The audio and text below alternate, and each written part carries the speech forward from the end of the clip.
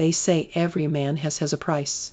JD Vance's was $15 million, a venture capital job, and apparently permission to completely forget he once called his current boss America's Hitler. For 8 years, it worked out great. The money flowed, the promotions came, and the principals, those were just a memory. Until Jasmine Crockett walked into a town hall with a folder, a smile, and the energy of someone who'd read every email, every text, and every campaign finance report he'd hoped nobody would ever connect. 63 million people tuned in expecting a policy debate. What they got was a public autopsy. If you like watching overconfident men discover consequences for the first time, buckle up.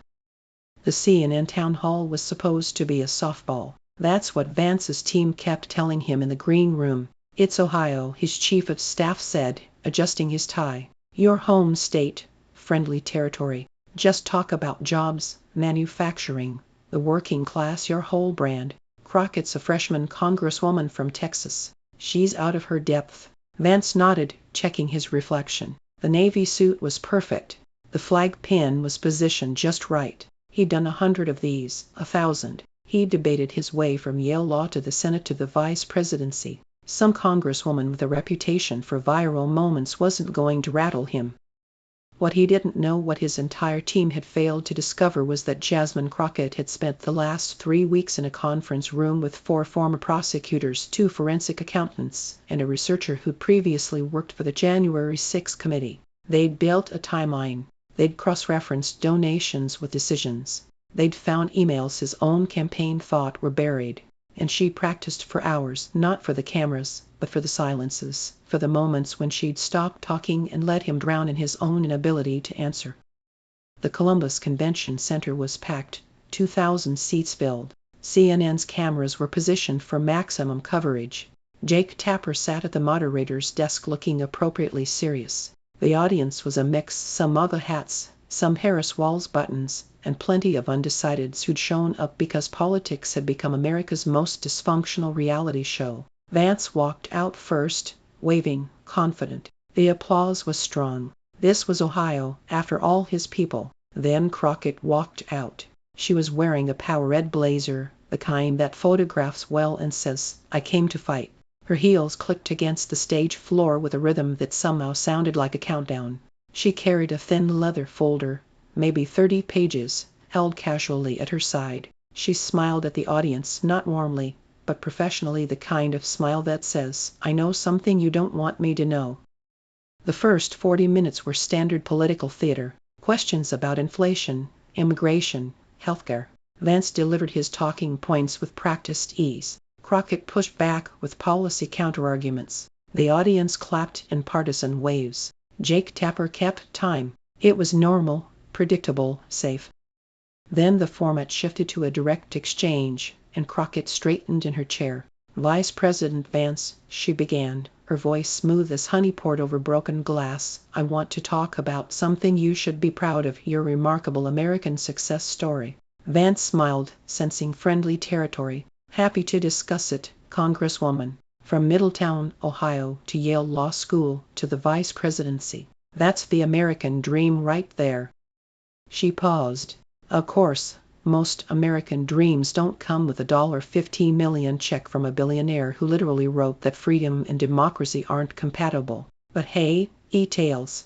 The audience shifted. Someone laughed nervously. Vance's smile tightened. "Peter Thiel is a successful entrepreneur who supported my campaign, like many donors support many candidates." "Oh, I know he supported your campaign," Crockett interrupted, opening her folder for the first time. "I'm just curious about the timeline. See, I'm a lawyer. I like timelines. They tell stories." She pulled out a single sheet of paper. 2011, you meet Peter Thiel at Yale Law School. He gives a talk about how America has stagnated. You later write that he was possibly the smartest person you'd ever met. Flattering. She pulled out another sheet. 2016, Thiel gives you a job at Mithril Capital, his venture fund. That's the same year you wrote in The Atlantic that Donald Trump was cultural heroin, an opioid for the masses. Interesting word choice, given your family history. We'll come back to that.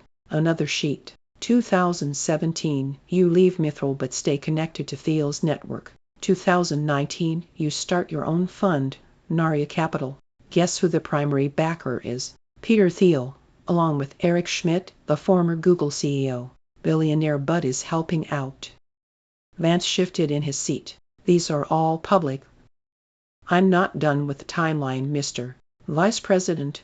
Crockett's voice sharpened just slightly. February 2021, Peter Thiel personally escorts you to Mar-a-Lago to meet Donald Trump, the man you called America's Hitler in a text message to your law school roommate. Suddenly, you're having dinner with Hitler, metaphorical Hitler, whatever. The audience gasped. Someone shouted something unintelligible. 2022, you announce your Senate run. Peter Thiel donates $15 million to your Super PAC. That's the largest individual donation to a Senate candidate in American history. $15 million from a man who wrote, and I'm quoting here, "I no longer believe that freedom and democracy are compatible." She looked up from her papers.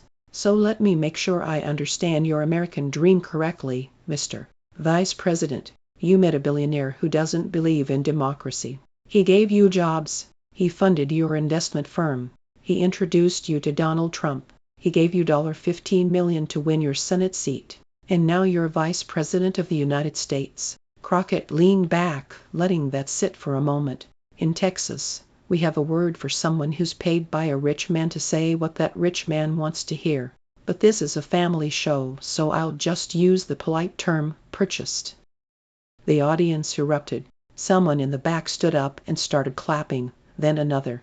Within seconds, half the room was on its feet, not because they necessarily agreed with Crockett politically, but because they had just witnessed something they rarely see on television, a politician being confronted with their own paper trail and having absolutely no escape route. Tapper's gavel came down 3 times before order was restored. The CNN control room was already flooded with social media alerts. Clips were going viral before the segment was even over. Vance was leaning forward, face flushing, the composed Yale debater giving way to something raw and more desperate. "Let me be very clear about something," Crockett continued before Vance could respond. "I'm not saying there's anything illegal about accepting campaign donations. That's how our broken system works. What I am saying is that when one man gives you $15 million, when that same man gave you your first job, funded your company, and introduced you to your political patron, at some point we have to stop calling it support and start calling it what it is, ownership." She pulled out another document. "I had my team analyze every major policy position you've taken since 2019, immigration, tech regulation, cryptocurrency, foreign policy, and trust, every single one. You know what we've found? A 93% alignment with Peter Thiel's publicly stated positions and investment interests." She held up a chart, simple, visual, damning. 93%. That's not political philosophy. That's a script. And this 7% where you disagree. All low-stakes cultural issues that don't affect Thiel's bottom line. Vance's lawyers in the front row were furiously texting. His communications director looked like she was watching her career dissolve in real time. "That's an outrageous. I make my own decisions. Peter Thiel is a donor, not a puppet master." "Then let me ask you something simple," Crockett said, her voice dropping to something almost gentle. "Name one major policy position where you disagree with Peter Thiel. Just one." "Science. Immigration. You're aligned. Tech regulation. Aligned. Ukraine. You both want to abandon it. Aligned. Cryptocurrency. You own Bitcoin. He's invested billions in crypto companies. Aligned." She spread her hands. "I'm not saying you're a puppet, Mr. Vice President. I'm saying the strings are very, very hard to see. And I'm saying $15 million buys a lot of alignment." Vance tried to recover, launching into a defense about shared values and principled conservatism, but the damage was done. You could see it in his eyes, that flicker of recognition that this wasn't going to be a softball after all. Crockett let Vance talk for about 90 seconds. She didn't interrupt, didn't react, just sat there with that folder in her lap, occasionally glancing at her notes like a teacher waiting for a student to finish a wrong answer. When he finally wound down, she nodded slowly. "Mr. Vice President, I appreciate that explanation. I really do, but I want to talk about something more personal now. Something you wrote yourself." She pulled out a printed screenshot. February 2016. A text message to your Yale Law roommate, Josh McLaurin. He's a state senator in Georgia now. By the way, he made this public during your Senate campaign. So this isn't a leak. These are your own words. She read aloud, her voice clear enough for every camera to catch. I go back and forth between thinking Trump is a cynical *** hole like Nixon, who wouldn't be that bad and might even prove useful, or that he's America's Hitler. How's that for discouraging? The room went completely silent. America's Hitler, Crockett repeated slowly, letting each syllable land like a hammer blow. Your words about the man you now serve as vice president, the man you've defended on every network, at every rally, in every interview for the past 3 years, the man you stood behind at the Republican National Convention and called the greatest president of my lifetime. A woman in the audience audibly gasped. Cell phones were out everywhere, recording. But wait, there's more, Crockett continued. October 2016, after the Access Hollywood tape, you remember that tape? The one where Donald Trump bragged about grabbing women without consent. You tweeted, "Fellow Christians, everyone is watching us when we apologize for this man. Lord help us." 2 days later, Trump makes people I care about afraid. Immigrants, Muslims, etc. Because of this, I find him reprehensible. God wants better of us. She pulled out more printed tweets, each one like an exhibit at a trial. March 2017, after he'd already been inaugurated. 4 years from now, I hope people remember that it was those of us who empathize with Trump's voters who fought him most aggressively. You weren't just opposed to him, Mr. Vice President, you were proud of your opposition. You thought history would vindicate you. Another paper. NPR interview, August 2016. I'm going to vote third party because I can't stomach Trump. You literally couldn't stomach the man you now serve lunch with at the White House. The Atlantic, same year. Trump is cultural heroin. He's the needle in America's collective vein. And my personal favorite, a private message where you wrote, "I might have to grit my teeth and vote for Clinton." Hillary Clinton. You almost voted for Hillary Clinton because Donald Trump was that reprehensible to you. The audience was murmuring constantly now, a low hum of disbelief and fascination. Crockett looked up directly at Vance, and her voice took on an almost sympathetic quality, the way a prosecutor might speak to a defendant who's clearly guilty but deserves a moment of human acknowledgement. So here's my question, Mr. Vice President, and I genuinely want to understand. Either you were lying then when you called him America's Hitler, when you said he was reprehensible, when you said you couldn't stomach him, when you literally compared him to the man who orchestrated the Holocaust, or you're lying now when you call him the greatest president of your lifetime. There's no third option. Which is it?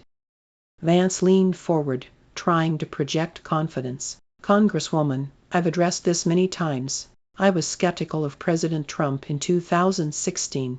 Many people were.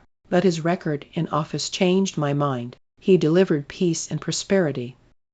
He delivered an insurrection, Crockett cut in flatly. And I've acknowledged that I was wrong to doubt him. People are allowed to change their minds. Crockett's eyebrows rose. Mr. Vice President, you didn't change your mind. You changed your price tag. In 2016, you had principles you just couldn't afford. By 2022, Peter Thiel was offering $15 million, and suddenly, America's Hitler became your best friend. She pulled out one more document. This is an email you sent to a former colleague in 2017. My team obtained it through a FOIA request related to your nonprofit work. We'll get to that nonprofit in a minute. You wrote, "I've decided to align with Trump's movement. Not because I believe in him, I don't, but because that's where the energy is. You have to ride the wave or drown." She held up the paper so the cameras could see it. "Not because I believe in him. I don't." Those are your words, Mr. Vice President. You don't believe in the man you serve. You just wanted to ride the wave. The audience was murmuring louder now. Vance's team, visible in the front row, looked like they were watching a car crash in slow motion. "So when I call you purchased," Crockett continued, "I'm not being partisan. I'm being accurate. You told us yourself you don't believe in him. You just couldn't afford your principles anymore." She paused, letting the silence fill the room. "You didn't change your mind about Donald Trump, Mr. Vice President. You changed your ambitions. and America deserves to know the difference." Vance opened his mouth to respond, but Tapper was already calling for a commercial break. As the lights shifted, Crockett calmly organized her papers, not looking at Vance once. She wasn't done. She was just getting started. When they returned from break, Vance had visibly composed himself. His team had clearly given him talking points during the commercial. Pivot to policy. Emphasize his working-class roots. Don't engage with the personal attacks. It might have worked against a normal opponent, but Crockett had already moved to her next folder tab. "Mr. Vice President," she began, her tone shifting to something almost sympathetic, "I want to talk about your book now, Hillbilly Elegy. Beautiful title, powerful story. You wrote about growing up poor in Middletown, Ohio, about your mother's addiction, about feeling abandoned by a system that didn't care about working people." Vance nodded cautiously. "It's my story, my family's story." "And you turned that story into a mission, didn't you?" she asked. "You said you wanted to help communities like yours, to bring jobs back to Appalachia, to prove that these forgotten Americans weren't forgotten anymore." "That's exactly what I've dedicated my career to." "Then let's talk about AppHarvest." Vance's face flickered just for a moment with something that looked like genuine fear. AppHarvest, Crockett continued, was a startup in eastern Kentucky. Indoor farming, high-tech greenhouses. They promised to bring thousands of jobs to one of the poorest regions in America. The exact kind of company someone who wrote Hillbilly Elegy would love. "And you did love it, didn't you?" She pulled out documents. "March 2017, you joined AppHarvest's board of directors. You invested $150,000 of your own money. Your venture fund, Naria Capital, the one backed by Peter Thiel, made AppHarvest one of its first major investments." "I believed in their mission," Vance said carefully, "as did many investors." "Oh, I know you believed. Let me show you how much you believed." She held up a printout of a Fox Business interview. "February 2021, the day AppHarvest went public. You said on camera, 'It's not just a good investment opportunity. It's a great business that's making a big difference in the world.' Big difference in the world, those were your exact words." Another document. "Here's what was happening inside that company while you were on the board. I have testimony from workers. Anthony Morgan, a former crop care specialist. He left his job at an auto parts plant to join AppHarvest because they promised better benefits and a mission he could believe in." She read from a printed statement, her voice slowing down to let every word land. "The first few months were fine. Then production fell behind and everything changed. They cut our healthcare benefits, extended our shifts. We were working in greenhouses where temperatures hit 110 degrees, sometimes 115 degrees, and they kept shortening our water breaks. Guys were collapsing from heat exhaustion. I saw a co-worker carried out on a stretcher, a man with 3 kids who took that job because they promised it would be better than the auto plant. His wife called me crying from the hospital." The audience had gone completely silent. Several people were wiping their eyes. "But Anthony Morgan wasn't done," Crockett continued. "He wrote me a letter when he heard about this town hall. He asked me to read part of it on camera, so I'm going to honor that request." She pulled out a handwritten letter, handling it carefully. "Dear Congresswoman Crockett, I read Hillbilly Elegy in 2017. Oh, I cried because it felt like someone finally understood what it's like to grow up poor in a place everyone's given up on. When I heard the author was investing in a company bringing jobs to Kentucky, I thought maybe things were finally changing. I left a job I'd had for 11 years to join AppHarvest. I believed in what JD Vance said he believed in, but what I got was 60-hour weeks in a greenhouse so hot my boots left marks on the floor. What I got was my healthcare cut 2 months before my wife's surgery. What I got was a promise broken by the same man who made millions writing about broken promises. JD Vance says he cares about people like me. I don't believe him anymore, and I don't think I'll ever believe anyone like him again." Crockett set the letter down gently. "That last part is what breaks my heart," she said quietly. "Not just that Anthony Morgan was betrayed by a company JD Vance invested in and sat on the board of, but that it taught him not to trust anyone who says they want to help. That's what happens when people like you exploit working class pain for money and power. Mr. Vice President, you don't just hurt the people directly in front of you, you destroy their ability to believe in anyone. She pulled out more documents. But here's what really bothers me, Crockett continued. I obtained board meeting minutes through discovery in a shareholder lawsuit. April 2021, 1 month before you left the board, there's a vote on whether to cut employee healthcare benefits to preserve capital. The vote was 7-2. Care to guess how you voted? Vance said nothing. You voted yes. You voted to cut healthcare for workers making $12 an hour in 100-degree greenhouses so the company could preserve capital. And then you left the board 1 month later, right before everything fell apart. She pulled out more documents. 2023 AppHarvest files for bankruptcy. $341 million in debt. Workers lose their jobs. The workers who replaced them. Migrant laborers from Central America, because local workers had been burned too badly to come back. The company that promised to save Appalachia ended up abandoning it, just like everyone else.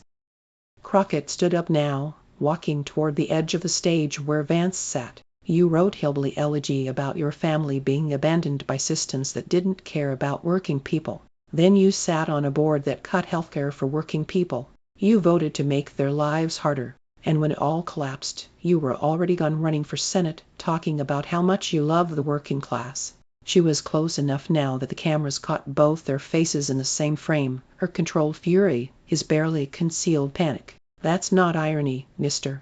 Vice President. That's betrayal. You didn't just fail to help the people you claimed to champion, you actively voted to hurt them. And then you used their stories, their pain, to sell books and win elections. She walked back to her podium, letting the silence stretch. Anthony Morgan lost his healthcare because of a vote you cast. He couldn't afford his daughter's asthma medication for 3 months. But I'm sure your hillbilly elegy royalties helped you sleep at night. The audience was stirring now, uncomfortable, angry, some wiping their eyes. Vance's attempt to respond, something about not being aware of operational decisions, died in his throat. Crockett looked directly into the camera. Share this with anyone who ever believed JD Vance cared about working people, because the receipts say otherwise. She gave him 2 minutes to recover, enough time for Vance to deliver a stammering defense about how he'd left the board before the worst problems, how he couldn't have known, how his intentions were good. Crockett listened patiently, almost sympathetically, nodding occasionally. When he finished, she picked up right where she'd left off. Mr. Vice President, I appreciate you explaining your intentions. Intentions matter, but you know what matters more? Actions. And I want to talk about another action you took, another mission you started that didn't quite work out the way you described it. She pulled out a new set of documents. 2017, you moved back to Ohio. You were everywhere talking about the opioid crisis, how it had devastated your family, your community, how you wanted to help. And you started a nonprofit to do exactly that, Our Ohio Renewal. Beautiful name. Vance nodded slowly, clearly wary. We did meaningful work.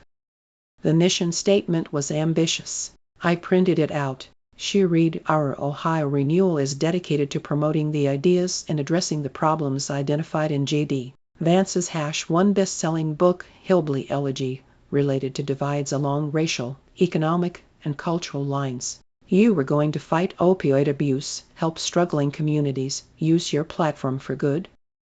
We did meaningful work.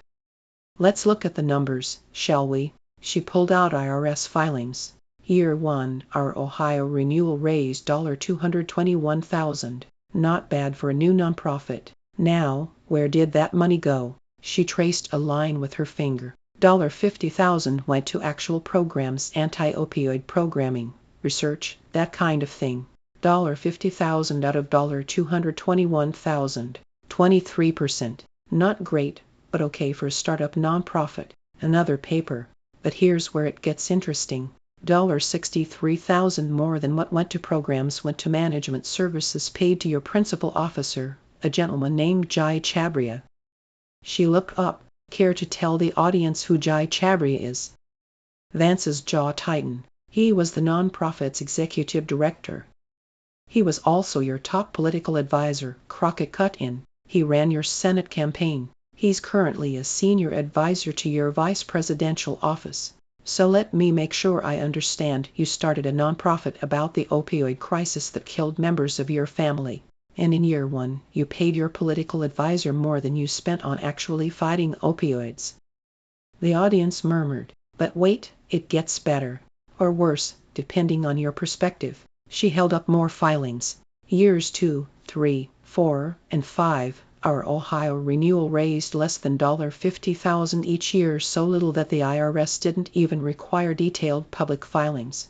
The website was shut down. The Twitter account posted exactly 2 tweets, then went silent forever. She looked at Vance. I called the spokesperson for Ohio's largest anti-opioid coalition, the people doing the actual work. I asked them about our Ohio renewal. You know what she said? I'd never heard of that organization. Dead silence. Your own state, your signature issue, the coalition on the front lines of the crisis you wrote a best-selling book about, and they've never heard of your nonprofit. Crockett walked back to her podium, pulling out one final document. Last year, my team sent a FOIA request to the IRS for all documents related to our Ohio renewal's activities. You know what we got back? Almost nothing. No research reports, no program evaluations, no evidence of any meaningful impact whatsoever. Just payroll records for political consultants. She looked directly at Vance. Your mother struggled with opioid addiction. You wrote about how it tore your family apart. You sold millions of books describing that pain. And then you started a nonprofit that used her story, used your family's tragedy as a fundraising pitch, while funneling most of the money to your political team. Her voice hardened. You didn't fight the opioid crisis, Mr. Vice President. You monetized it twice. Once with a book, once with a charity. And the people actually dying from opioids in Ohio never saw a dime of meaningful help from JD Vance. She paused, letting that land. Your mother's pain got you famous. Her story got you rich. And her community got nothing but a defunct website and 2 abandoned tweets. Vance looked like he'd been physically struck. His mouth opened, closed, opened again. Those characterizations are we commissioned research. Show me the research. Science. Show me one report, one study, one program evaluation from our Ohio renewal. Anything. I'll wait. The silence stretched for 8 long seconds. The cameras captured every moment of Vance unable to produce evidence of work his own nonprofit claimed to do. Crockett sat back down. When Tapper tried to move to a new topic, Crockett politely but firmly declined. Jake, with respect, I have a few more questions for the Vice President. The American people deserve a complete picture. Tapper, sensing the historic nature of what was unfolding, nodded. 5 more minutes, Congresswoman. That's all I need. She opened a new section of her folder. Mr. Vice President, I want to talk about something you said in 2021, a Fox News interview with Tucker Carlson. You were running for Senate at the time. Vance braced himself. He knew what was coming. You said, and I'm quoting directly, we are effectively run in this country via the Democrats, via our corporate oligarchs, by a bunch of childless cat ladies who are miserable at their own lives and the choices that they've made, and so they want to make the rest of the country miserable, too. She looked up. Childless cat ladies. That's what you called women without children. Miserable. Bad choices. That was taken out of context. Let me provide more context, then. She pulled another paper. Same interview. The entire future of the Democrats is controlled by people without children. How does it make any sense that we've turned our country over to people who don't really have a direct stake in it? Another paper. 2020 podcast interview. Being childless makes people more sociopathic and ultimately our whole country a little bit less mentally stable. Another. 2021 fundraising email. Your campaign, your signature. We can't have people who don't have a direct stake in this country making our most important decisions. We've allowed ourselves to be dominated by childless sociopaths. Crockett set down the papers. So let me introduce you to some of these childless sociopaths you've been talking about. She pulled out printed photographs. Maria Gonzalez. She's a nurse in Cincinnati. She wanted children more than anything. She went through 4 rounds of IVF, spent $60,000, drained her savings. It didn't work. Her body couldn't carry a pregnancy. She's 52 now. She spent her whole career taking care of other people's children in the NICU. She held up another photo. Jennifer Park lost her daughter at 18 weeks stillbirth. The grief broke her marriage, broke her health. Her doctors told her another pregnancy could kill her. She teaches elementary school now. 30 years, thousands of children she's helped raise. Another photo. Rebecca Thompson. Same story you told in Hillbilly Elegy, actually. Grew up with an addicted mother, foster care, abuse. When she finally got stable enough to think about family, she was 43 and single. She runs a nonprofit, a real nonprofit helping kids in foster care.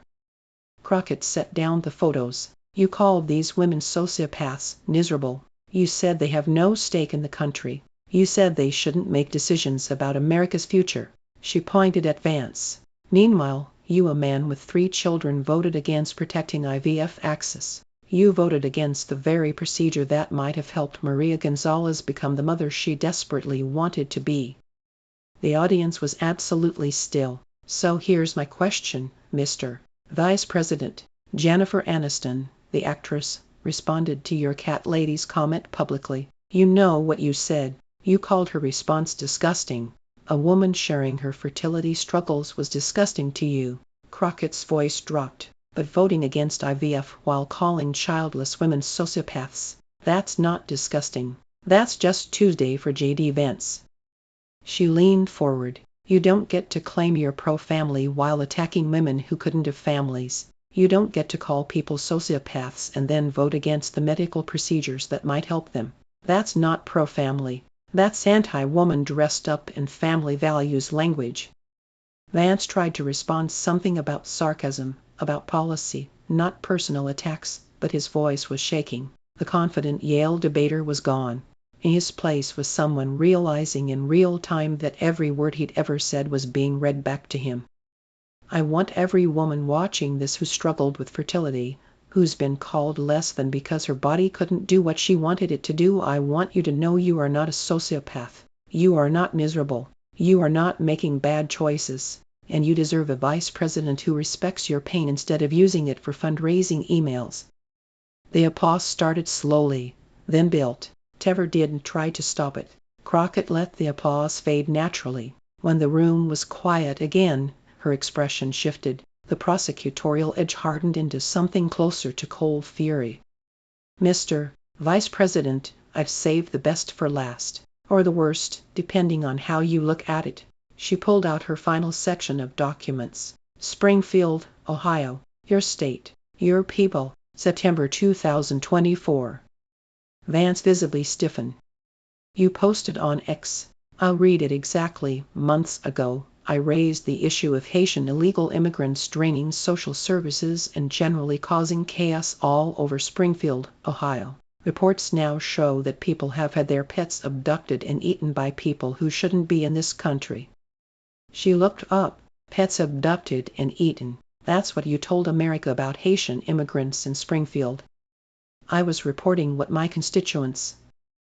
Let me tell you what your staff was doing while you were posting, Crockett interrupted. September 9, 2024, the same day you posted that tweet, your aide called Brian Heck, the city manager of Springfield. Want to know what Brian Heck told your aide? She read from a printout. These claims are baseless. There have been no credible reports of pets being harmed by immigrants. She let that sink in. Baseless? That's what the city manager told your staff before you posted. And you posted anyway. The audience was murmuring now. But wait, it gets worse. ABC News reported that your team was informed the claims were false, and you went ahead with spreading the rumor anyway. And then Donald Trump amplified it on a debate stage watched by 67 million people. She pulled out more documents. Do you know what happened after you spread that lie?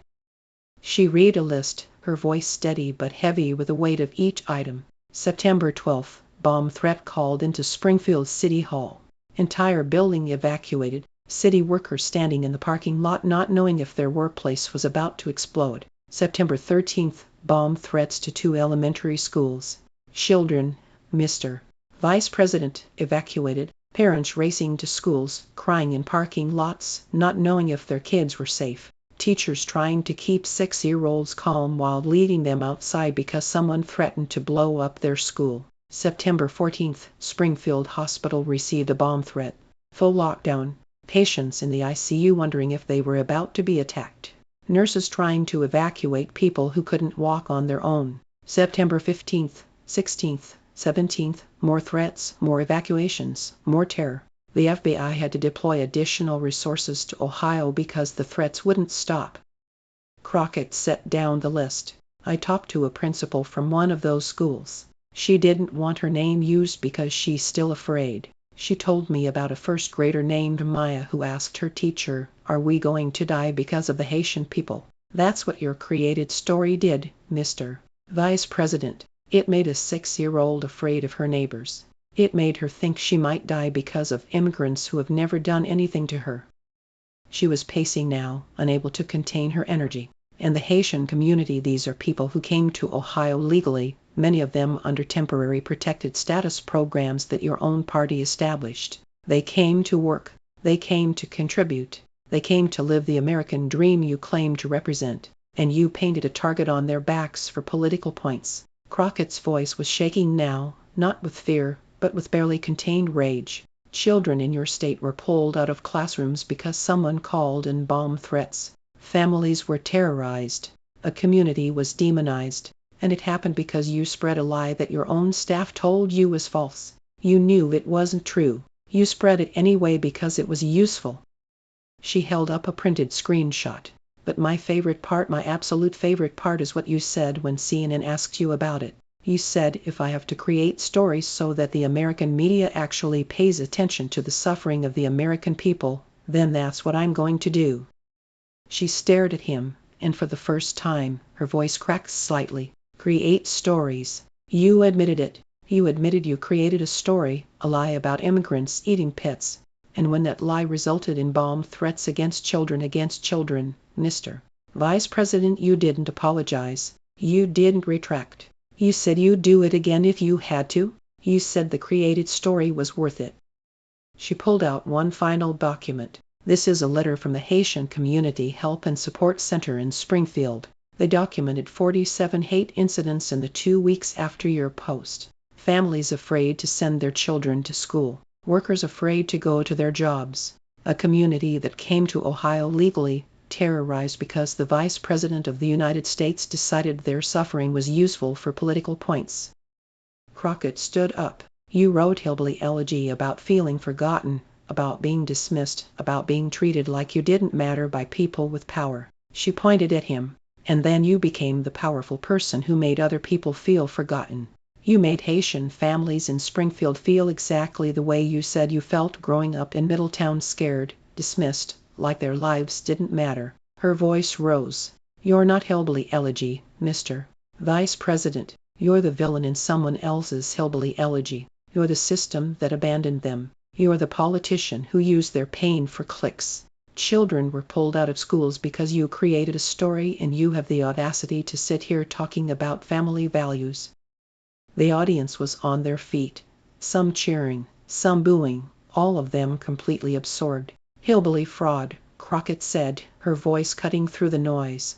That's what you are, not hillbilly elegy, hillbilly fraud.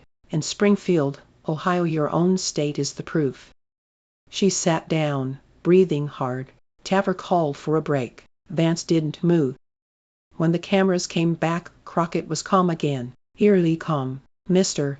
Vice President, I want to give you an opportunity, one chance, a moment of honesty. Vance looked up. He'd aged 10 years in the last hour. Name one decision you've made in your entire political career where you chose what was right over what was profitable, where you chose the people over the donors, where you chose principle over ambition.